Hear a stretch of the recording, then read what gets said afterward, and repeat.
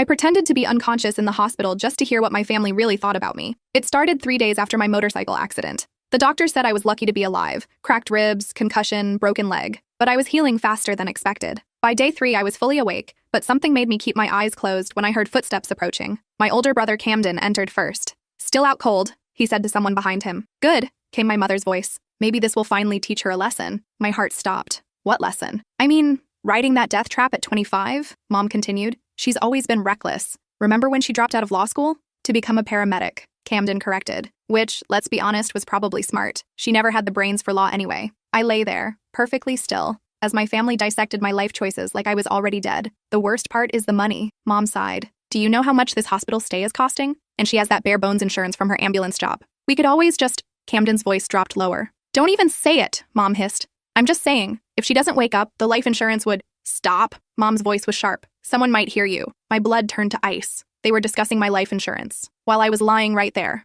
Look, all I'm saying is, maybe this is a sign, Camden continued. She's never fit in with this family anyway. Always playing hero, always making us look bad with her blue-collar job. Remember when she brought that homeless man to Christmas dinner? Mom asked, her voice dripping with disgust. Or when she testified against Uncle Richard at his trial, Camden added. Uncle Richard, the family secret we weren't supposed to talk about. The reason I'd cut contact with most of my relatives 2 years ago. She destroyed this family, Mom said quietly. Richard's in prison because of her lies. Lies. They were calling my testimony about what he did to me lies. The room fell silent. I heard the rustle of clothing like someone was leaning closer to my bed. You know what I think? Camden whispered. I think we need to have a serious conversation with her doctor about her prognosis. What kind of conversation? Mom's voice was barely audible. The kind where we discuss quality of life. Brain injuries can be unpredictable. Sometimes it's more merciful to let someone go. Camden? Think about it, Mom. She's never going to change. She'll wake up and go right back to embarrassing us. Back to her pathetic job, her bleeding heart causes, her vindictive crusade against our family. She cost us everything, Mom said, her voice growing stronger.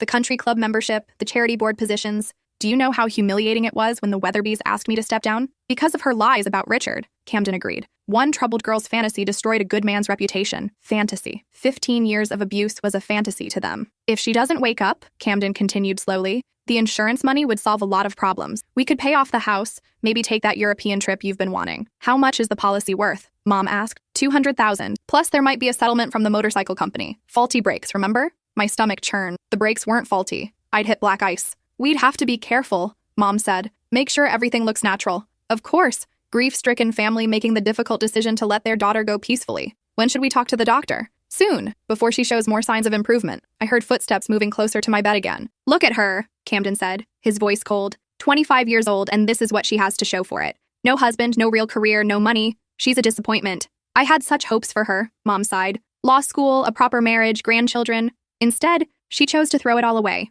For what? To save strangers who probably don't even appreciate it? She always was selfish. Mom agreed. Even as a child, always causing drama, always seeking attention. Attention. That's what they called my cries for help when Uncle Richard was hurting me. The funeral would actually help our image, Camden mused. Tragic young woman, taken too soon. People love a martyred hero story. We could set up a scholarship, Mom added, warming to the idea. Show how much we supported her career choice. Perfect. Turn her into a symbol while finally being free of the real thing. Their footsteps moved toward the door. I should go talk to that doctor, Mom said. What's his name? Martinez? Good idea. And I'll call the insurance company, just to understand the process. Remember, if anyone asks, we were here praying for her recovery, Camden finished. I know. The door clicked shut. I lay in the darkness, processing what I'd just heard. My family wasn't just disappointed in me, they were actively hoping I'd die, and they were planning to profit from it. I forced myself to breathe normally, to keep my heart rate steady. The monitors beside me beeped rhythmically, marking time while I tried to understand what kind of people I was related to. That night, I replayed every conversation from my childhood, every family gathering, every moment I thought showed love. How many of those smiles had been fake? How many expressions of pride had been performances for outsiders? I remembered the night I'd finally told my parents about Uncle Richard.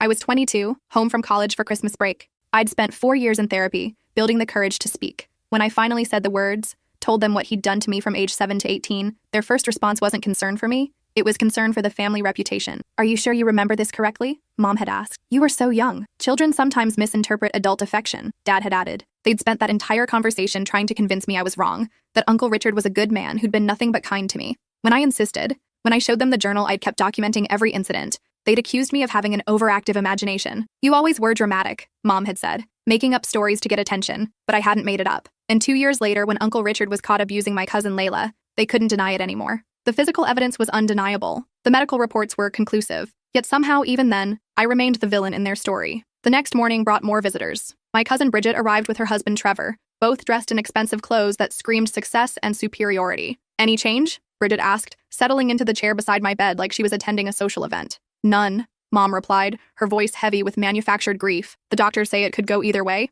"Such a tragedy," Trevor said, though his tone suggested he was discussing the weather. "She was so young. Has anyone been to her apartment?" Bridget asked, and I could hear the calculation in her voice. "I mean, someone should check on her things. Make sure nothing gets stolen." My apartment. The one-bedroom place I'd worked 3 jobs to afford, decorated with secondhand furniture and artwork from local artists I'd befriended. It wasn't much, but it was mine. "Camden has her keys," Mom said. "He's handling all that." "Good thinking," Trevor said. "Does she have any valuables? Electronics? Jewelry? Savings accounts?" The audacity was breathtaking. They were cataloging my possessions while I lay supposedly unconscious 3 feet away. "Not much." Camden's voice joined the conversation as he entered the room. Her bike was the most expensive thing she owned, and that's totaled. "What about her savings?" Bridget pressed. "Investment accounts? Retirement funds?" "She spent everything on that ridiculous motorcycle," Mom said with disgust, "and giving money away to every sob story that crossed her path." They were talking about my donations to the women's shelter, the homeless veteran I'd helped get back on his feet, the immigrant family whose medical bills I'd paid when their son was hit by a drunk driver. "Remember when she paid for that stranger's cancer treatment?"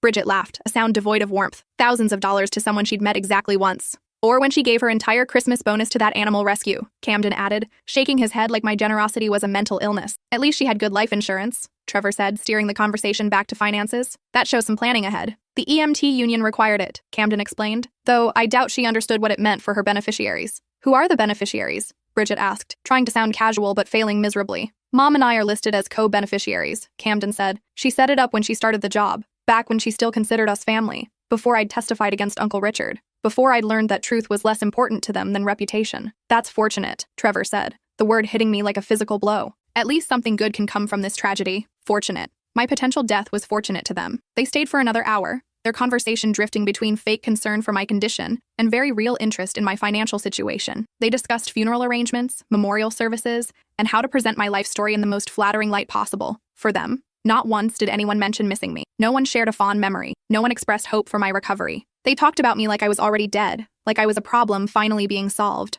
When they finally left, I heard Mom whisper to Camden in the hallway, "Have you talked to Dr. Martinez yet?" "This afternoon," he replied. "I'm going to ask about her realistic prognosis and our options." Our options, not my options. Theirs. That afternoon, Dr. Martinez entered with Camden, and I immediately sensed the tension between them. I'd liked Dr. Martinez during my conscious interactions. He seemed genuine, competent, and caring. I hoped he wouldn't be swayed by whatever manipulation Camden was planning. "Doctor, I need to ask some difficult questions," Camden began, his voice heavy with fake emotion that made my skin crawl. "Of course. What can I help you with? My sister's always been troubled. Mental health issues, risky behavior, poor decision-making. Is it possible that even if she wakes up, she might not be the same person?" I felt sick. Camden was laying groundwork to question my mental competency, setting up a narrative that would justify whatever they were planning. "Brain injuries can certainly affect personality and cognitive function," Dr. Martinez said carefully. "But your sister's scans look very promising. I expect a full recovery. But you can't be certain?" "Medicine isn't about certainties, Mr. Thornfield. It's about probabilities. And the probability is that your sister will make a complete recovery." "What if we're not comfortable with those odds?" Camden asked, and the casual way he said it made my blood run cold. There was a long pause. I could almost hear Dr. Martinez processing the implications of the question. "I'm not sure I understand what you're asking," he said slowly. "I'm asking about our options. As her family, if we feel that the quality of life she might have isn't acceptable." Another pause. This one felt dangerous. "Mr. Thornfield, are you asking about withdrawing life support?" "I'm asking about all our options. Your sister isn't on life support. She's breathing on her own, her vitals are stable, and her brain function is normal. There's nothing to withdraw. But if her condition deteriorated, there's no indication that it will. In fact, I expect her to regain consciousness within the next day or 2. I could feel Camden's frustration radiating across the room like heat. "Doctor, you don't understand. My sister has a history of making poor choices, reckless behavior. She caused significant trauma to our family with false accusations against a relative. If she wakes up, she might continue down that destructive path." False accusations. 15 years of documented abuse were false accusations. "Mr. Thornfield, my job is to treat medical conditions, not to make judgments about patients' life choices. Your sister is recovering well from her injuries. That's all that matters to me. Even if she's a danger to herself and others?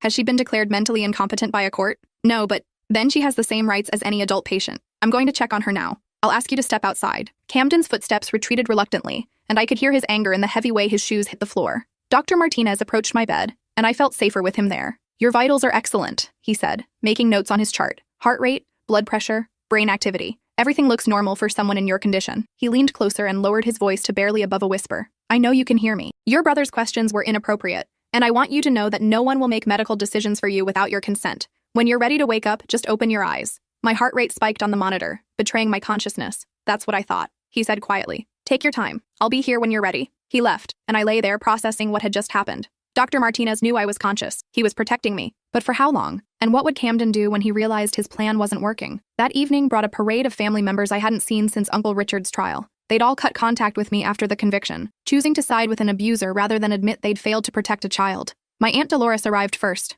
her designer purse clutched like a weapon, her face arranged in an expression of theatrical grief. Such a tragedy, she sighed dramatically, taking the chair closest to my bed. She had so much potential. Wasted potential, Uncle Paul corrected as he joined her. But maybe this is God's way of giving her peace. Peace from what? Mom asked, though I suspected she already knew the answer. From her demons, from the lies she told, from the guilt of destroying our family. They thought I felt guilty. They thought I was tormented by telling the truth about Uncle Richard. Richard always said she'd been troubled since childhood, Dolores continued, her voice gaining strength as she warmed to her narrative. Making up stories, seeking attention. He tried to help her, spent so much time with her, trying to be a positive influence. Positive influence. That's what they called grooming now. The trial nearly killed him, Paul added, his voice heavy with manufactured sorrow. An innocent man, destroyed by a disturbed girl's fantasies. He's doing better now, though, Dolores said, brightening slightly. Prison has given him time to reflect, to forgive her for what she did to him. Forgive me for what he did to me. He writes to us sometimes, Paul said. Never bitter, never angry, just sad that she couldn't accept his love and guidance. His love. 15 years of abuse was love to them. Maybe if she doesn't wake up, it's for the best, Paul mused,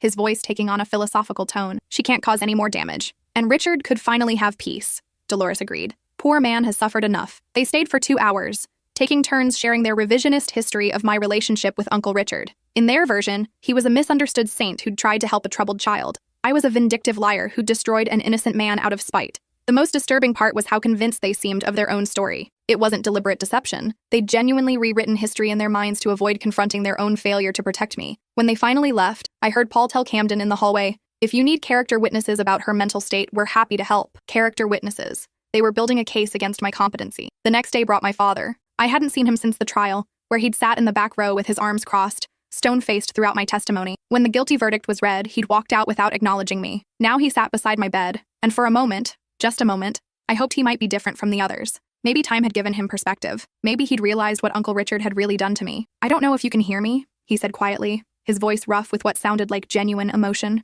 But I need to say something. My heart monitor betrayed my attention, beeping slightly faster. Your mother thinks I should let you go. Camden thinks it would be mercy. Maybe they're right. The hope died in my chest like a snuffed candle. You broke this family apart, he continued, his voice gaining strength. My brother is in prison because of you. My wife can't show her face at church. My son has to explain to his colleagues why his sister destroyed our reputation. But I know why you did it. You were always jealous of Richard. He was successful, respected, accomplished, everything you weren't, so you decided to bring him down. Jealous of my abuser. The man who'd stolen my childhood was someone I was supposedly envious of. The worst part is that people believed you. A court believed you. But I know my brother. He's a good man who made one mistake. A mistake. Not mistakes. Not a pattern of abuse spanning over a decade. One mistake. He trusted you, Dad continued. Tried to be a father figure when you needed guidance. And you repaid his kindness by destroying his life. Father figure. The irony was suffocating. If you wake up, nothing changes. You'll still be the same vindictive, attention-seeking girl who destroyed our family for your 5 minutes of fame in court. 5 minutes of fame. 4 days of testimony about 15 years of abuse was fame-seeking to him. Maybe it's better if you don't wake up, he said, standing to leave.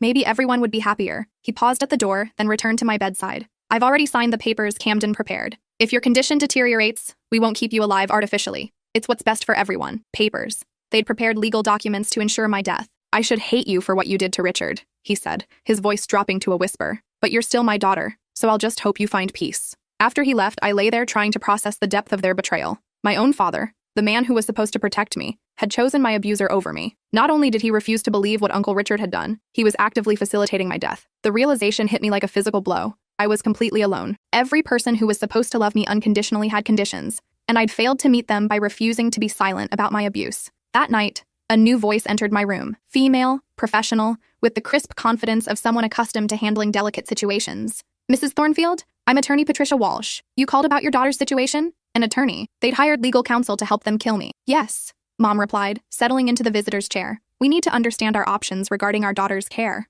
I've reviewed the medical records you provided. Your daughter's condition is stable, correct? For now, but brain injuries are unpredictable. The doctors say there could be complications. That was a lie. Dr. Martinez had said I was recovering well. And you mentioned concerns about her mental competency? She's made increasingly erratic decisions over the past few years, Mom said, warming to her narrative. Dropped out of law school to take a low-paying job, alienated the entire family with false accusations against her uncle. False accusations? She claimed he abused her as a child. The court believed her lies. And now an innocent man is in prison. I see. And you're concerned that if she recovers, she might continue making poor decisions? We're concerned she might be a danger to herself and others. She's always been impulsive, reckless. This motorcycle accident is just the latest example. Well, if she regains consciousness, you could petition for guardianship based on mental incompetency. With the right documentation, you could make her medical and financial decisions. What kind of documentation would we need? Psychiatric evaluations, testimony from family members about her erratic behavior, evidence of poor judgment. The more comprehensive the case, the better your chances. And if she doesn't regain consciousness, then the medical power of attorney you've established would allow you to make end-of-life decisions on her behalf. Medical power of attorney. They'd given themselves the legal right to kill me while I was unconscious and couldn't contest it. How quickly could we move forward? Camden's voice joined the conversation as he entered the room. If she wakes up, we could file a petition within days. The court would order an evaluation, and if she's found incompetent, you'd be appointed as her guardians. And if she doesn't wake up, that's a decision for you and her doctors. Some families choose to maintain life support indefinitely. Others feel it's more humane to allow natural death. They spent another hour discussing legal strategies, financial implications, and how to present their case for my incompetency. Attorney Walsh explained how to document my erratic behavior, which family members would make the best witnesses, and what kind of psychiatric evaluation would support their claims. When they finished, I understood the full scope of their plan. If I woke up, they'd have me declared incompetent and control every aspect of my life. If I didn't wake up, they'd let me die and collect the insurance money. Either way, they eliminated the problem I represented, but they'd made one crucial mistake. They assumed I was helpless, that I had no agency in my own fate. They were about to learn otherwise. The next morning, Dr. Martinez returned alone for his rounds. As soon as he entered the room, I could sense his tension. "I know you're awake," he said quietly, checking to make sure the door was closed. "And I know what your family is planning. We need to talk." I opened my eyes slowly, blinking in the fluorescent light that suddenly seemed too bright. "How long have you known?" I whispered, my voice hoarse from days of silence.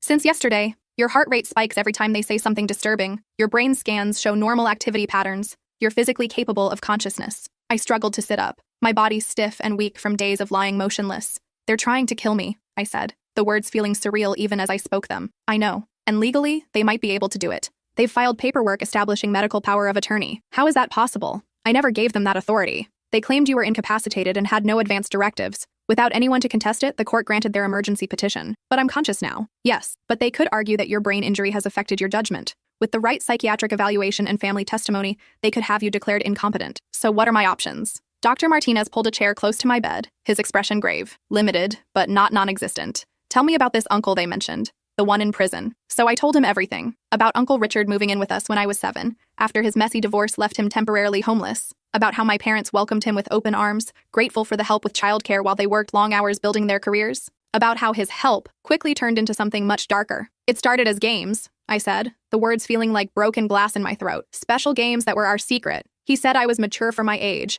that I could handle grown-up activities other kids couldn't. Dr. Martinez listened without judgment, occasionally taking notes. By the time I was 10, the games had escalated. He convinced me it was normal, that all uncles did this with their nieces. When I got uncomfortable, he'd remind me how much my parents depended on him, how devastated they'd be if I caused problems. "Did you ever try to tell anyone?" "Once. When I was 12, I tried to tell my mom. She was getting ready for work, rushing around the kitchen, and I said that Uncle Richard made me uncomfortable." "What did she say?" "She said I was being dramatic, that Uncle Richard was family, that he loved me and would never hurt me. She said I should be grateful to have such a caring uncle." Dr. Martinez shook his head in disgust. "The abuse continued until I left for college at 18. Even then, he'd find ways to corner me during holiday visits. It wasn't until I was 22 and in therapy that I understood what had really happened to me." "What made you finally report it?" "My cousin Layla. She was 7, the same age I was when it started. I noticed him paying her the same kind of special attention. I couldn't let it happen to another child." "So you went to the police?" "First, I tried to warn my family. I thought if I explained what he'd done to me, they'd protect Layla. But they accused me of being jealous, vindictive, attention-seeking. They said I was making up stories to hurt Uncle Richard because I'd always resented his success.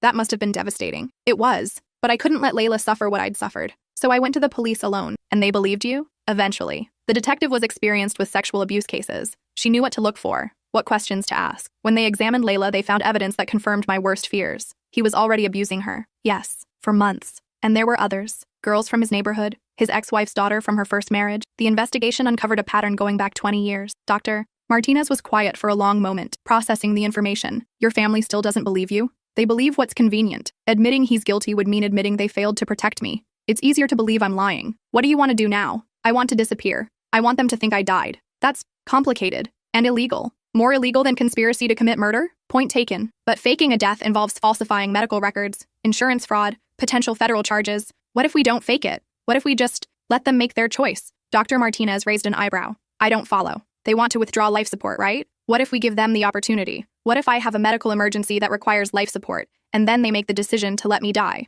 You're not on life support, but I could be, temporarily. A complication that requires intubation. Then, when they choose to let me die, we document everything. That's incredibly risky. Less risky than letting them actually kill me. Dr. Martinez studied my chart, thinking hard. There might be another way, he said slowly, but it would require perfect timing, absolute trust, and significant risk for both of us. What kind of way? Medical records can be interpreted creatively. If you were to have a sudden decline, require emergency intervention, and then pass away despite our best efforts, well, death certificates are filed based on medical judgment. You'd fake my death? I'd document a tragic outcome following complications from traumatic brain injury, which technically wouldn't be entirely false. You did have a brain injury. And then you'd need a new identity, a new life, and the ability to stay hidden indefinitely. The plan seemed impossible, too complex, too dangerous. But the alternative was letting my family either kill me or control me for the rest of my life. Let's do it, I said. Are you sure? Once you're legally dead, there's no going back. You'd lose everything. Your career, your friends, your entire identity. I've already lost my family. Everything else can be replaced. What about your job?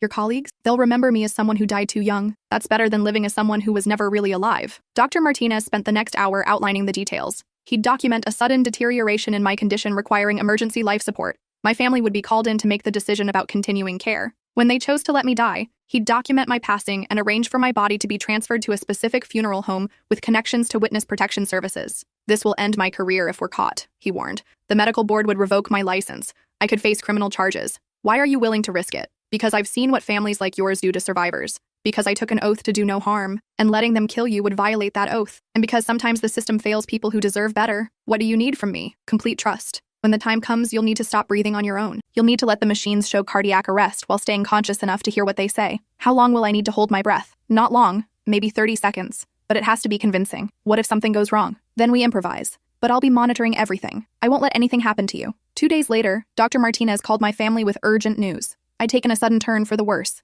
Brain swelling had increased dramatically, requiring emergency intubation to protect my airway. They needed to come immediately. When they arrived, I was connected to a ventilator, heavily sedated according to my chart, but actually fully conscious. Dr. Martinez had coached me extensively on the procedure, how to stay perfectly still, how to let the machine breathe for me, how to remain unresponsive to stimulation. What happened? Mom asked, and I could hear the carefully controlled excitement in her voice. The brain swelling increased suddenly overnight, Dr. Martinez explained gravely. We had to intubate to protect her airway. She's in a medically induced coma now. What's the prognosis? Camden asked, trying to sound concerned but failing to hide his anticipation. Guarded. The increased pressure has affected vital brain structures. Even if we can reduce the swelling, there may be permanent damage. What kind of damage? Mom pressed. Cognitive impairment, personality changes, loss of motor function. She might never be the same person she was. I could practically hear their relief. What are our options? Camden asked. We can continue aggressive treatment and hope the swelling responds to medication, or... Dr. Martinez paused dramatically. Or what? Mom prompted eagerly. Given her prognosis and the likelihood of severe impairment,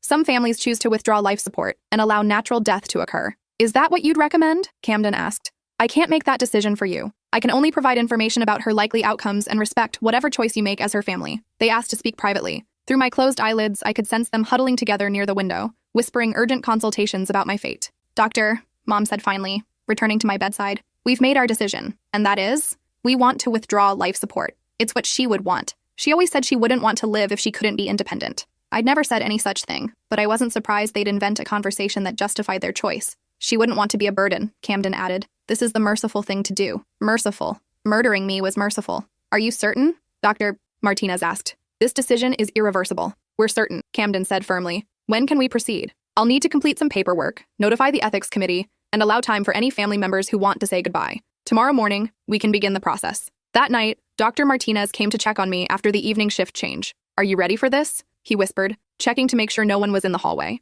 I squeezed his hand, the first voluntary movement I'd made in days. Tomorrow, when they withdraw the ventilator, you'll need to stop breathing on your own for about 30 seconds. I'll document cardiac arrest, then begin resuscitation efforts that will fail. From there, you'll be transferred to the morgue and then to our contact at the funeral home. What about my records here? They'll show that you died from complications following withdrawal of life support. Cause of death will be listed as natural. Brain death following traumatic injury. And if they want an autopsy, they won't. Your family has already indicated they want immediate cremation with minimal ceremony. Of course they did. The faster I disappeared, the sooner they could collect the insurance money and move on with their lives. One more thing, Dr. Martinez said. I've contacted someone who specializes in helping abuse survivors disappear. She'll be waiting at the funeral home to begin the process of creating your new identity. What's her name? Agent Patricia Wolf, FBI. She's been tracking your uncle's case and knows about your family's reaction to your testimony. The FBI was involved. This was bigger than just my family's greed. It was part of a larger investigation into how abuse survivors were silenced by their family. The next morning, my entire extended family gathered for my death. Aunts, uncles, cousins, people who hadn't spoken to me in years,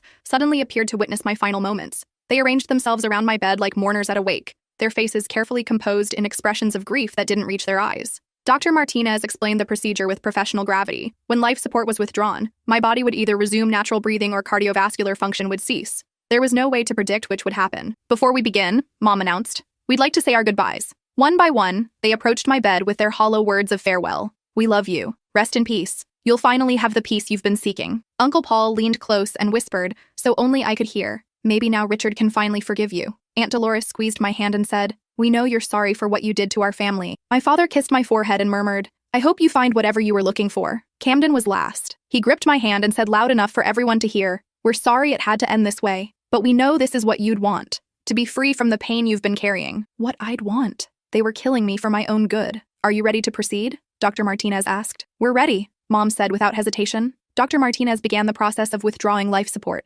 First, he discontinued the IV medications that were supposedly keeping me sedated. Then he removed the feeding tube. Finally, he began preparing to extubate me. Once I remove the breathing tube, we'll know quickly whether she can breathe on her own, he explained. And if she can't? Camden asked. Then we'll make her as comfortable as possible while nature takes its course. The breathing tube was removed. This was my moment. I forced myself to remain completely still, to not draw a single breath, despite every instinct screaming at me to inhale. She's not breathing on her own, Dr. Martinez announced, watching the monitors that were showing the predetermined patterns we'd arranged. Around me, I heard the subtle sounds of relief disguised as grief, quiet sighs, shuffling feet, whispered conversations about how peaceful I looked. Heart rate is dropping, Dr. Martinez playing his role perfectly. Is she in pain? Mom asked, though her voice held no real concern. No, she's completely unconscious. This is peaceful. How long will it take? Camden asked. Not long now. Her heart rate is becoming irregular. I lay there holding my breath while counting seconds in my head. 30 seconds felt like 30 years, but I forced myself to remain motionless. I'm losing cardiac rhythm, Dr. Martinez said. I'm going to call it. He went through the official procedure, noting the time of death, documenting the cause,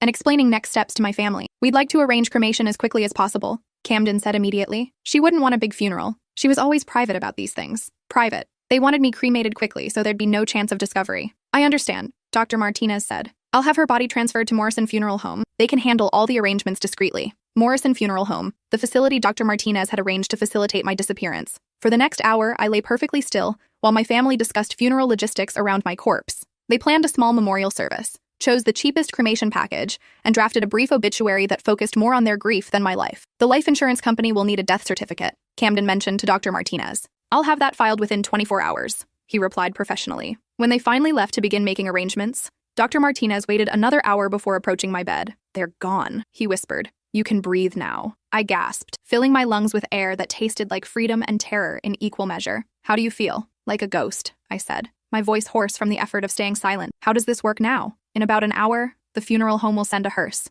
You'll be transferred in a body bag to their facility, where you'll meet Agent Wolf and begin the process of becoming someone new. What about you? Won't they investigate when they realize the death certificate was falsified? The beauty of this plan is that technically, I never falsified anything. You did stop breathing, your heart did stop, and you were pronounced dead based on the observable evidence. If questions arise later, I'll say there was a communication error about the timing of your recovery. That seems like a thin defense. It's better than the alternative. And Agent Wolf assures me that your family's actions are already under federal investigation. Once that becomes public, any questions about your death will be overshadowed by the criminal charges they'll be facing. They're really going to be arrested? Insurance fraud, conspiracy to commit murder, abuse of medical power of attorney. The FBI has been building a case since they filed that insurance claim before you were even declared dead. An hour later, I was wheeled out of the hospital in a body bag, loaded into a hearse, and transported to Morrison Funeral Home. The irony wasn't lost on me. I was being born again in a place designed for endings. At the funeral home, I was transferred to a secure room where I met Agent Patricia Wolf. She was younger than I'd expected, with kind eyes and a firm handshake that immediately put me at ease. Dr. Martinez contacted us about your situation, she explained.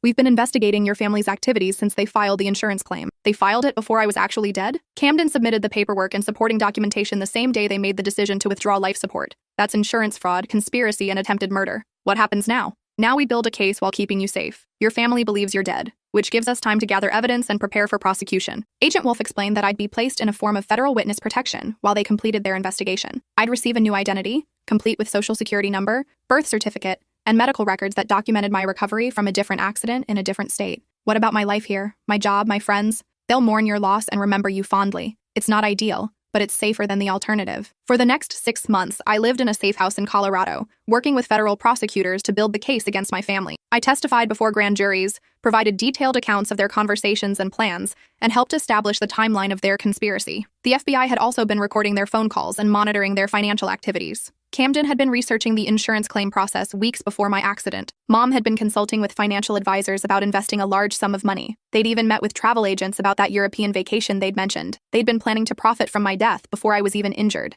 The case attracted national media attention when the arrests were made. Family plots daughter's death for insurance money. Abuse survivor outsmarts murderous relatives. The woman who had to die to live. Camden was sentenced to 18 years for conspiracy to commit murder and insurance fraud. Mom received 15 years. The other family members who participated received sentences ranging from 5 to 10 years, depending on their level of involvement. Uncle Richard's parole was denied again, with my case cited as evidence of his continued danger to family members and the ongoing impact of his crimes. Dr. Martinez faced a medical board investigation, but was ultimately cleared of all charges. The board ruled that his actions were justified given the credible threat to patient safety, and he was commended for his courage in protecting a vulnerable patient. 2 years after my death, I testified at Uncle Richard's third parole hearing via secure video link. The parole board was shown evidence of my family's conspiracy and my continued need for federal protection. His parole was denied for another 5 years. I now live under the legal identity of Sage Miller in Oregon, working as a paramedic in a rural county where my skills are desperately needed. I've completed additional training under my new identity and earned certifications that allow me to serve as a flight medic for the region's helicopter rescue service. My new colleagues know me as someone who transferred from Colorado after a difficult divorce. They don't know about my past, but they know me as someone who fights fiercely for patients, especially those who are vulnerable or voiceless. The work is demanding, but fulfilling. Every life I save feels like proof that I made the right choice, that surviving was worth the cost of everything I left behind. Sometimes I get letters forwarded through the FBI from distant relatives who claim they always suspected something was wrong and want to reconnect now that the truth has come out. Some offer apologies for their role in ostracizing me. Others claim they were manipulated by the family members who are now in prison. I read these letters carefully, then file them away unanswered. Because the most important lesson I learned during those days in that hospital bed is that family isn't defined by blood or genetics. It's defined by the people who show up when you need them, who believe you when you tell difficult truths, and who protect you even when it costs them something precious. Dr. Martinez still checks in through secure channels, updating me on his continued work with abuse survivors and the protocols he's developed for identifying families who pose threats to vulnerable patients. Agent Wolf has become a genuine friend, someone who understands the complexity of survivor guilt and the ongoing challenge of building a new identity while processing old trauma. My new EMT partner, Qley, doesn't know about my past, but has become the kind of friend I never had growing up. Someone who values honesty, courage, and genuine kindness over social status or family reputation. Last year, I helped save a teenage girl who'd been sexually abused by her stepfather. When her family tried to pressure her to recant her statement, tried to convince her to keep it in the family to avoid scandal, I made sure she had advocates who believed her. I made sure she had what I'd never had, adults who prioritized her safety over their own comfort. The hardest part of my new life isn't the isolation or the false identity, or even the knowledge that I can never return to who I used to be. It's accepting that the people who were supposed to love me unconditionally were willing to kill me for money and convenience. But from that devastating truth came an unexpected gift, the absolute certainty that I'm stronger than I ever imagined. Strong enough to fake my own death, outsmart people who thought I was helpless, and rebuild my entire existence from nothing. Strong enough to save others. Every emergency call I respond to, every patient I help stabilize, every family I comfort in their worst moments is proof that sometimes the best revenge against people who try to destroy you is simply refusing to stay destroyed. My family thought they were eliminating a problem. Instead, they created someone truly unstoppable. Someone who learned that the most powerful thing you can do when people want you gone is to choose exactly how you disappear and exactly when you return. Even if returning means becoming someone entirely new, the woman they tried to kill is gone forever, but the woman who took her place is everything they never expected. Someone with nothing left to lose and everything to fight for. Someone who discovered that sometimes you have to lose everything to find out who you really are. And sometimes the person you really are is someone worth dying for, someone worth living for, someone worth becoming.